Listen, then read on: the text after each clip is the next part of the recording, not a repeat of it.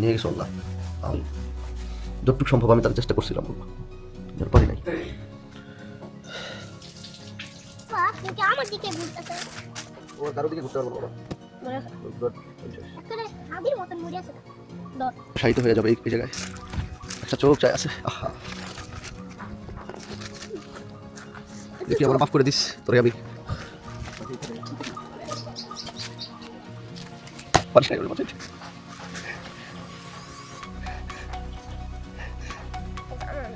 আমি তার জন্য সর্বপ্রথম বমির ওষুধটা নিয়েছি ইনস্টেন্ট। এটা সকালে 0.3 ml এবং রাতে 0.3 ml। সবেমাত্র 5 ml এর মতো তাকে পুশ করা হয়েছে। আজকে আমার বিড়ালের অবস্থা খুবই খারাপ, একটু আগে সে ঘুম করেছে কালো কালো জঘন্য। আজকে রাত্রটা কি পার হয় কিনা আল্লাহ ভালো জানে। শ্বাস প্রশ্বাস টানতেছে খুব ধীর স্থিরে, একদম আস্তে আস্তে। এবার এখানে আমার একটা বিচ্ছা আসছে, আমি এখানে বেসা আসছে, বেসা বেসা সময় রাখছি ঢাকে। এই ওষুধগুলি সব লিপিড, এই যে এখানে যাবতীয় যা সিরাপ আছে এক এক করে দেখাই। এই যে লিপিড, এগুলি প্রেসক্রিপশন, নতুন প্রেসক্রিপশন করছিলাম তার জন্য।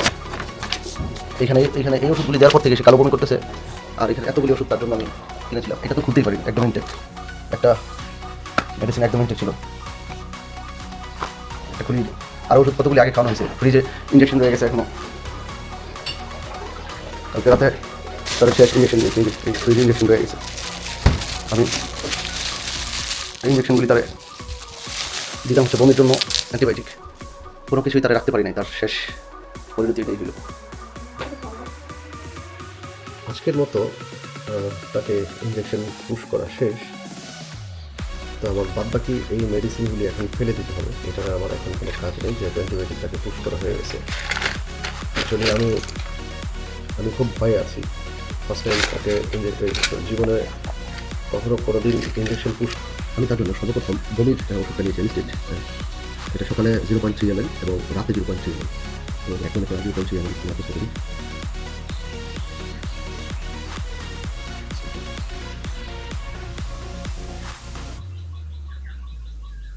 এখন 0.3 ml কোনটা? এদিকে একটু কাউন্ট খালিয়ে শরীর শক্তি হবে। ওটা খোলা।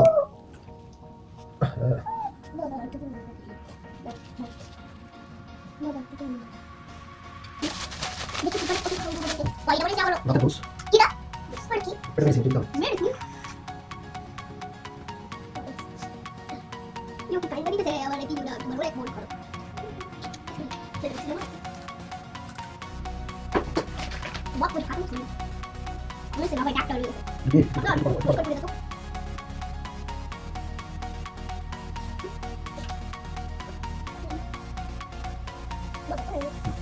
তাকে রাতের ডোজটা দেওয়া হয়েছে, অর্থাৎ বমি কিনেছিল। এখন তাকে খেলা দিতে তাকে দিতে মেডিসিন ডাক্তার দিন পরে আল্লাহ হাফেজ। দেখতে বাজে, একদম কালো কালো, আগে এরকম করে নাই। আল্লাহ জানে তারা এখন কোন কন্ডিশনে আছে। আমি তো চেষ্টা করতেছি তারা আমার সাধ্যের ভিতরে যতটুকু আছে। আল্লাহ প্রাণীদের কষ্ট, সবাই কষ্ট করতে হয়, সবাই কষ্ট করে দিতে মানুষ। আমার লিপি দ্বিতীয় দিন ডোজ দেওয়ার পরে তার এই অবস্থা, এখনও সে কিছুই খায় নাই, পানি ছাড়া আমি তাকে কিছুই খাওয়াতে পারি নাই। তবে সে একটু নড়াচড়া মুভমেন্ট করতেছে আস্তে আস্তে করে। এখন এই অবস্থায় যখন শুয়ে আছে, সে ঘরের বিভিন্ন জায়গায় বমি করেছে। এই যে এখানে বমি করে ফেলেছে, এটা কখন করেছে জানি না। আমার বাসার সব অসুস্থ, শুধু আমি আর আমার মোটামুটি ওষুধ নেওয়া শেষ, ইঞ্জেকশন পুশ করার পালা। আল্লাহ ভালো জানে, আল্লাহ মদত করে, যেহেতু পুশ করতে হবে আমাকেই। সো ট্রাই করি, দেখো ফার্স্ট টাইম নিজে ইঞ্জেকশন পুশ করছি, নিজে করে দেবো। সকল যেন সুযোগ এটা হচ্ছে ইঞ্জেকশন।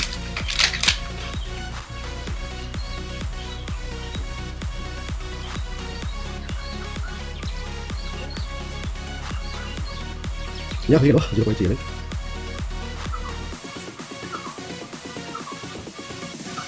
আলহামদুলিল্লাহ পুশ করা হয়ে গেল প্রথম ইঞ্জেকশন, এটা পুশ করলাম। এটাও 0.3 ml হয়ে গেছে। এটাও তাকে পুশ করে দিতে হবে। এটা করতে হবে হচ্ছে, যেহেতু আমি একটা অর্ডার করেছি, এটা করতে হবে তাকে এই পাশটাতে, দুই পাশে মিলে করতে হবে, তাহলে সুবিধা হবে। লুকি একটু প্লিজ। একটা বিষয় মনে রাখবেন, যতবার ইঞ্জেকশন পুশ করবেন, একই সিরিঞ্জ ব্যবহারের ক্ষেত্রে একটু বাটিতে একটা এক্সট্রা পানি নেবেন, নিয়ে ঠিক এরকম এই যে পানিটাকে, সিরিঞ্জটাকে ক্লিন করে নেবেন, যেহেতু আপনাকে আরও ইঞ্জেকশন পুশ করতে হবে। সিরিঞ্জ দিয়ে নিতে হবে।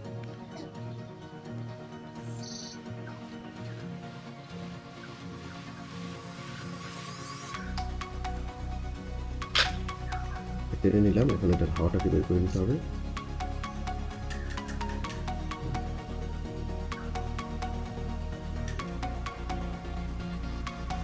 আমি অনলাইনে ডাক্তার দেখিয়েছি, এখন ডাক্তার বলতেছে যে তাকে এই যে ডিএনএস যে স্যালাইনটা তাকে আমি আগে 5 মিলি করে মুখে দিতাম, ওরাল করাতাম, এখন সেটা 30 ml বলেছে যে তাকে চামড়ার নিচে পুশ করতে। তো আমি নিজে কখনো ভাবিনি কোনোদিন যে কাউকে কোনোদিন ইঞ্জেকশন পুশ করবো বা করতে পারবো কখনো, কিন্তু আমি আমার এই লিউকির জন্য, বিড়ালের জন্য আমি ইঞ্জেকশন পুশ করা পর্যন্ত শিখে গিয়েছি এবং তাকে পারফেক্টলি প্রত্যেকবার আমি ইঞ্জেকশন পুশ করেছি। কারণ হচ্ছে ডাক্তারের কাছে নিয়ে যাওয়া আনা এবং ডাক্তারকে খুঁজে পাওয়া একটা কঠিন ব্যাপার হয়ে গেছে। এখান থেকে অনেক দূর যেতে হয়, তারপর যে আমি সেই ডাক্তারকে পাই। এখন আমি যেহেতু নিজেই পারি, নিজে শিখে গেছি আলহামদুলিল্লাহ, আমি নিজেই চেষ্টা করছি।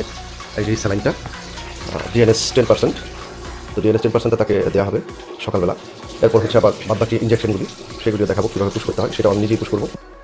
ডিহাইড্রেশন চেক করার আরও একটা অপশন আছে, তো সেটা হচ্ছে এই যে তাকে কীভাবে ধরবেন, ধরে এই যে চোয়ালটা আছে, এই যে চোয়ালটা আমি দেখছি, তো এই চোয়ালটা ভালো করে দেখবেন যে ভেজা ভেজা আছে কিনা। যদি এটা ভেজা থাকে তাহলে তার ডিহাইড্রেশন নাই, আর যদি ভেজা না থাকে তাহলে বুঝতে হবে যে ডিহাইড্রেশন আছে, ডিহাইড্রেশন হয়ে গেছে। হ্যাঁ, এখন আমি তাকে আবার ফিরতে চেষ্টা করছি, সে খেতে যাচ্ছে না।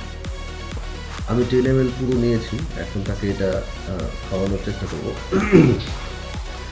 তাকে ঝোলাঝুলি করে খাওয়ানো হচ্ছে আর কি, যে সে খেতে চায় না। লিপি একটু একটু একটু খুব ঝোলাঝুলি করতেছে।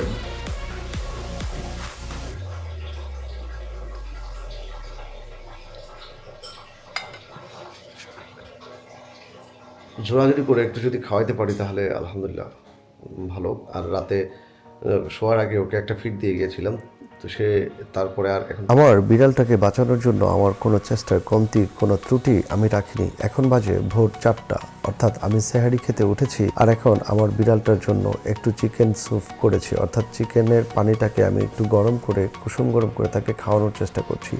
কিন্তু সব চেষ্টাই আমার ব্যর্থ। এর 2 দিন পরেই সে মারা যায়, আমি আর তাকে বাঁচাতে পারি। আমার সব চেষ্টাই ব্যর্থ। আল্লাহ যদি না রাখে আমার বান্দাটা পুরো ভালো সম্ভব না, তার প্রাণী মানুষকে পুরো জীবিত করা আমার সাধ্যের বাইরে। আমি যতটুকু সম্ভব আমি চেষ্টা করেছি। আল্লাহ মাফ করে দিল। তোমার প্রাণী তুমি নিয়ে গেছো না। আসলে আমার এই বিড়ালটা মারা যাওয়ার মূল কারণ হচ্ছে তার লিভারে ইনফেকশন হয়ে গেছে। বিড়াল যখন ডিহাইড্রেশন হয়ে যায় এবং তার কিডনি, লিভার দুটোই নষ্ট হয়ে যায়, এখন তার যে রক্ত বেরোচ্ছে এগুলি হচ্ছে রক্তবমি, তার ডিহাইড্রেশন হয়ে রক্তবমি করেছে। এটা 35 বছর। লিপি তো মারা গেছে, তবুও কষ্ট লাগে। এই যে লিপি এখন এখানে যে মরে পড়ে আছে, এই যে লিপি তোমাদের তো নিষেধ করছিলাম যে লিপির সাথে তো দুষ্টামি করো না, লিপির যে রেস্ট দাও না, এখন তো লিপি চিরতরে রেস্ট হয়ে গেছে। মানা করছিলাম যে লিপির এত চিপাচিপি না করো, করছিলাম, বলছিলাম না মরে যাবো, শোনো নাই তোমার কথা। আর তোমাকে কারণে অবলা প্রাণীর জীবন দিতেছে। এই যে বাবা মার কথা শোনো নাই, আমার খুব শখের প্রাণী মাফ করে দিচ্ছে। তবে আমি শত চেষ্টা করে বাঁচাইতে পারিনি, তার জন্য আমি কি না করছি। পোষা প্রাণী পালতে গেলে কতটা কষ্ট হয়, আর পোষা প্রাণী যদি অসুস্থ হয়ে যায়, যে ভালোবাসে পোষা প্রাণীকে সেই শুধুমাত্র বুঝে এটার দুঃখ কেমন। আমার এই পোষা বিড়ালটাকে আমি এত বেশি আদর যত্ন করেছিলাম যে ভাষায় বলে বোঝানোর মতো না। আজ যখন তাকে হারিয়েছি, আমার কাছে মনে হচ্ছে আমার পরিবারের একটা সদস্য আমি হারিয়েছি। সে ছোট ছেলে সন্তান হিসেবে তাকে আমি ধরে, আমি তাকে ঠিক সেরকমই ট্রিট করতেছিলাম। পাশাপাশি আমার এই অবস্থায় রোজা ছিল, রমজান ছিল, এবং আমার 2টা বাচ্চা অসুস্থ ছিল, আমার বিবি অসুস্থ ছিল, সবই অসুস্থ ছিল। আমি শুধু কিছুটা সুস্থ ছিলাম ওদের সেবা যত্ন করার জন্য। একবার যাই নিজের বাচ্চাদের, বউ বাচ্চার জন্য ওষুধ আনতে, আবার যাই আমার এই বিড়ালের জন্য। রক্ষা করতে পারিনি, সে দুনিয়া মায়া ত্যাগ করে চলে গেছে, আমাদেরকে একা। তার জন্য ছোট্ট একটা গর্ত করে রেখেছি, সেইখানে তাকে পুঁতে দিয়েছি, পুঁতে দেওয়ার চেষ্টা করছি এবং তাকে রেখে দেবো। এবার আমার খুব কষ্ট হচ্ছে তাকে এভাবে রাখতে।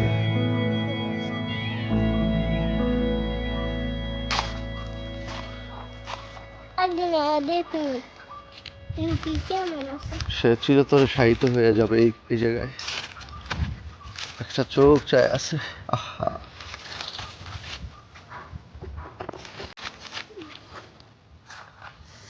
লিপি আমার মাফ করে দিস।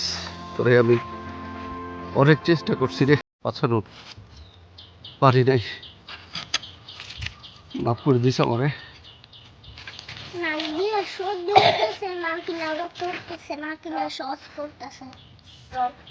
আমার শত চেষ্টায় ব্যর্থ, পারি নাই ওরে বাঁচাইতে।